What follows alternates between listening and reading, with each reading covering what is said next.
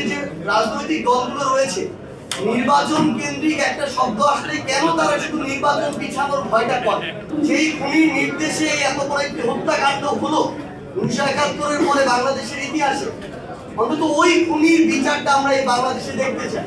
যখন আমার হাজারের উপর মানুষকে এভাবে হত্যা করা হয়েছে, এখনো আমাদের মায়েরা বাবারা তাদের সন্তানের লাশ কোথায় দাফন করা হয়েছে, কোথায় আছে এটা খুঁজে বেড়াচ্ছে।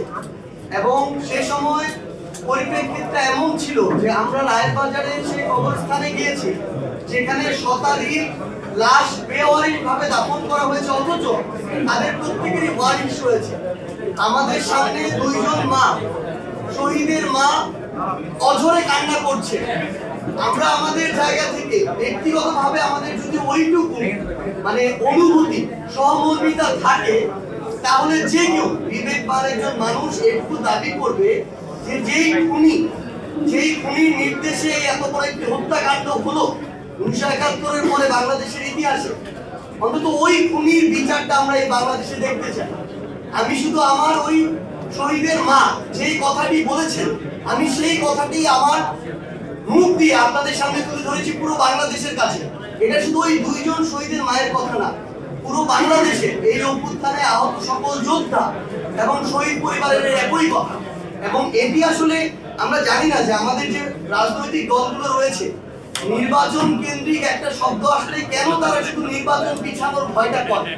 কেন শুধুমাত্র আমাদের মাথায় একটা নির্বাচন হবে, আমরা দ্রুততম সময়ের মধ্যে ক্ষমতায় যাবো, এই চিন্তাটা কেন কাজ করে? বরং আমি মনে করি যে আমাদের প্রত্যেক রাজনৈতিক দল যারা রয়েছে তাদেরও অন্তর্বর্তীকালীন সরকার এবং সংশ্লিষ্ট যে মন্ত্রণালয়, আইন ও বিচার বিভাগ সম্পর্কিত মন্ত্রণালয়, স্বরাষ্ট্র মন্ত্রণালয়কে এই বিষয়ে প্রত্যক্ষ পরোক্ষভাবে একটা চাপ দেওয়া উচিত যে আমরা তো আমাদের এই শহীদ পরিবার, আহত যোদ্ধা এবং আন্দোলনকারীদের কাছে যেতে হবে, নির্বাচনের পরেও তো যেতে হবে। কখন যেন আমরা বলতে পারি যে আমরা ঐক্যবদ্ধভাবে খুনি হাসিনার বিচার নিশ্চিত করে এসেছি, বাকিদের বিচারও নিশ্চিত হবে।